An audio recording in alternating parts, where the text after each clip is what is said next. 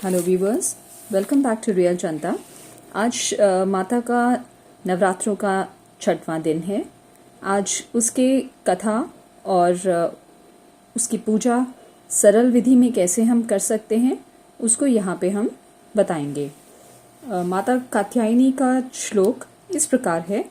चंद्रहासो उज्ज्वला करा शार्दूल वरवाहना कात्यायनी शुभम दध्या देवी दानव घातिनी। माँ दुर्गा के 6वें स्वरूप का नाम कात्यायनी है। ये महर्षि कात्यायन की कठिन तपस्या से प्रसन्न होकर इनकी इच्छा अनुसार उनके यहाँ पुत्र रूपी उत्पन्न हुई थी। महर्षि कात्यायन ने सर्वप्रथम इनकी पूजा की, इसी कारण से ये कात्यायनी कहलाई। माँ कात्यायनी अमोघ फलदायिनी है। दुर्गा पूजा के 6वें दिन इनके स्वरूप की उपासना की जाती है। इस दिन साधक का मन आज्ञा चक्र में स्थित होता है। योग साधना में इस आज्ञा चक्र का अत्यंत महत्वपूर्ण स्थान है। इस चक्र में स्थित मन वाला साधक माँ कात्यायनी के चरणों में अपना सर्वस्व निवेदित कर देता है। परिपूर्ण आत्मदान करने वाले ऐसे भक्त को सहज भाव से माँ कात्यायनी के दर्शन प्राप्त हो जाते हैं। इनका साधक इस लोक में रहता हुआ भी अलौकिक तेज से युक्त हो जाता है। पाठ प्रारंभ। 9वां अध्याय। निशुंभ वध। ऋषि बोले, हे राजन, रक्त बीज के मर जाने पर एवं युद्ध के अन्य असुरों के भी मारे जाने पर शुंभ निशुंभ दैत्यों का क्रोध बढ़ गया। फिर दैत्यों की प्रधान सेना का साथ लेकर निशुंभ युद्ध में दौड़ा चला आया। उसके आगे पीछे दाएं बाएं बड़े बड़े दैत्य थे। वे क्रोध के मारे होठ काट रहे थे। शुंभ भी अपनी सेना के साथ मात्र गणों से लड़कर चंडिका को मार डालने की इच्छा से आ गया। दोनों दैत्य बादलों की तरह बाणों की वर्षा करने लगे। अपने बाणों के समूह से चंडिका ने उसके बाण काट दिए। फिर शस्त्र समूह से उन दैत्यों के अंगों पर प्रहार किया। निशुंभ ने तीखी तलवार और चमचमाती ढाल उठा ली। देवी के पराक्रम वाहन सिंह के सर पर प्रहार किया। अपने वाहन पर इस प्रकार प्रहार होते देख देवी ने शुभ्र नामक बाण द्वारा निशुंभ की बड़ी तलवार तथा 8 चंद्रों वाली ढाल से भी काट दी। तलवार की ढाल के कट जाने पर उस दैत्य ने शक्ति चलाई। उसे आते देख देवी ने चक्र द्वारा उसके 2 टुकड़े कर डाले। तब तो अत्यंत कुपित होकर निशुंभ दानव ने शूल उठा लिया और उसे फेंक दिया। देवी जी ने मुक्के के प्रहार से उसे चूर चूर कर दिया। दैत्य ने गदा उठा ली, फिर चंडिका की ओर फेंकी। देवी ने उसे भी त्रिशूल द्वारा काट दिया और वो भस्म हो गई। फिर अंत में दैत्यराज को फरसा उठाए आता देख देवी ने बाण समूहों से प्रहार कर उसे पृथ्वी पर गिरा दिया। उस भयानक पराक्रमी भाई निशुंभ के इस प्रकार धराशायी होने पर शुंभ क्रोध में भर गया और अंबिका को मारने के लिए सामने आया। वो रथ पर बैठा हुआ था। उसकी बड़ी बड़ी अनुपम 8 भुजाएं थीं। उनमें 8 भयंकर शस्त्र शोभायमान थे।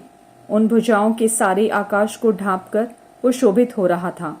उसे इस प्रकार आता देखकर देवी ने शंख बजाया और धनुष की अत्यंत दुस्सह टंकार की। समस्त दैत्यों के तेज नष्ट करने वाले घंटे का शब्द करके उससे दिशाओं को भर दिया। तब सिंह ने भी बड़े हाथियों के महामद में को दूर करने वाली बड़ी गर्जना लगाई। उसके द्वारा आकाश, पृथ्वी एवं 10 दिशाएं गूंज उठी। तब काली ने आकाश में उड़कर पृथ्वी पर दोनों हाथों से ऐसी ताड़ना की कि उस शब्द से पहले के सभी शब्द मंद पड़ गए। तब शिवदूती ने अमंगल रूप अत्यंत अट्टहास किया। उस ध्वनि से दैत्य डर गए। शुंभ के क्रोध का पारा चढ़ गया। फिर जबकि अंबिका ने कहा कि हे दुरात्मन, ठहर ठहर, तब आकाश में स्थित देवता जय जयकार करने लगे।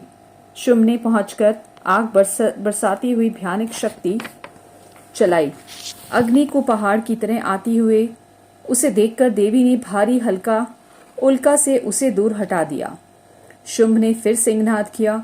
उसे तिलों की गूंज उठी। हे राजन, उस सिंहनाद का इतना घोर शब्द था जैसे कि वज्रपात हो। उसने बाकी शब्दों को परास्त कर दिया। तब शुंभ द्वारा छोड़े हुए बाणों देवी ने तथा देवी द्वारा चलाए गए बाणों को शुंभ ने अपने अपने उग्र बाणों द्वारा सैकड़ों हजारों टुकड़े कर दिए। तब चंडिका के ने कुपित होकर शुंभ को शूल से मारा। उसके लगते ही वो मूर्छित होकर पृथ्वी पर गिर पड़ा। इतने में निशुंभ चैतन्य होकर वहां पहुंच गया। हाथ में धनुष लेकर बाणों से काली तथा सिंह पर प्रहार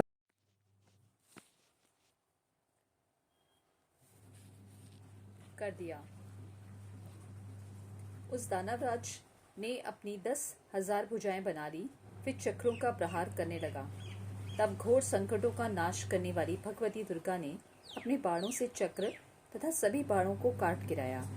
तब निशुंभ दैत्य सेना से आवृत होकर चंडिका के वध के लिए हाथ में गदा को लेकर बड़े वेग से भागा।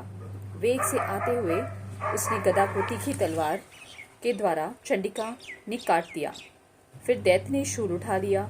शूल हाथ में लिए उस देव पीड़क निशुंभ को आता देख चंडिका ने अपना शूल वेग से चलाकर उसकी छाती बीध दी। उसकी छाती फटते ही उसकी छाती से एक और महाबली पुरुष निकला। वह खड़ी रह इस तरह से कहने लगा। उस निकलते हुए पुरुष की ये बात सुनते ही देवी आवाज करके हंसी और तलवार से उसका सिर काट दिया। वो पृथ्वी पर गिर पड़ा। तब भयानक दाणों वाला सिंह दाणों के असुरों के सर खुरच खुरच कर खाने लगा। वैसे ही काल ने तथा शिवदूती ने बहुत दैत्यों का भक्षण कर डाला।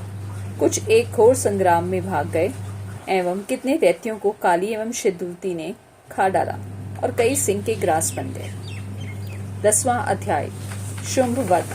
ऋषि बोले, अपने प्राण प्रिय भाई निशुंभ की मृत्यु को देखकर, इस प्रकार सेना को भी मरता देखकर कुपित होकर शुंभ कहने लगा, अरे दुष्ट दुर्गे, तू बल के घमंड में गर्व मत कर।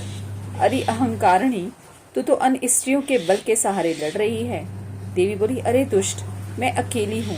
संसार भर में मेरे समान दूसरी है कौन? ये तो मेरी विभूतियां हैं, मुझ में ही प्रवेश कर रही हैं। इतना कहते ही ब्रह्मणी आदि सभी शक्तियां उस देवी के शरीर में समा गई। अकेली अंबिका देवी रह गई। देवी बोली, मैं अपनी ऐश्वर्य शक्ति संपन्न अनेक विभूतियों के रूप में यहाँ पहले विद्यमान थी। अब मैंने सभी रूप समेट लिए। अब तो अकेले युद्ध में खड़ी हूँ, तू भी स्थिर हो जा। ऋषि बोले, तब सभी देवता दैत्यों को देखते देखते देवी और शुंभ इन दोनों में युद्ध छिड़ गया। तीखे बाणों की वर्षा तथा भयंकर अस्त्र शस्त्र से उन दोनों का युद्ध सभी लोगों के लिए भयंकर प्रतीत होने लगा। जितने भी दिव्य से दिव्य अस्त्र अंबिका छोड़ती जाती, दैत्येंद्र उन्हें निवारक अस्त्रों द्वारा तोड़ता जाता। इसी प्रकार परमेश्वरी अंबिका भी खेल खेल में हुंकार आदि शब्दों द्वारा दैत्य से छोड़ दिव्य शस्त्रों को तोड़ती गई। तदनंतर असुर ने सैकड़ों बाणों से देवी को आच्छादित कर दिया। तब देवी ने भी कुपित होकर बाणों द्वारा उसका धनुष काट डाला। धनुष के टूट जाने पर दैत्येंद्र ने हाथ में शक्ति उठा ली। अभी शक्ति उसके हाथ में ही थी कि देवी ने चक्र द्वारा वो शक्ति काट डाली।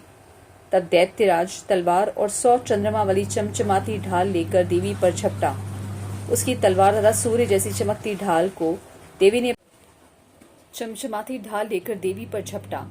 उसकी तलवार तथा सूर्य जैसी चमकती ढाल को देवी ने अपने धनुष से छोड़े हुए तीखे बाणों से तुरंत काट दिया।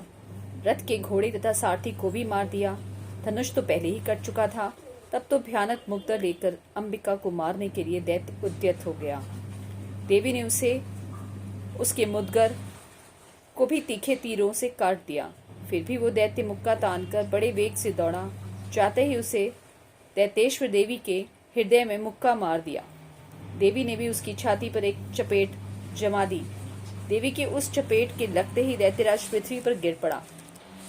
गिरकर ही सहसा उसी प्रकार उठ खड़ा हुआ। तब उछलकर देवी को उठाकर आकाश में स्थित हो गया। वहां भी निराधार होकर वो चंडिका देवी के साथ युद्ध करने लगा। आकाश में उस दैत्य तथा चंडिका का आपस में घोर युद्ध हो रहा था।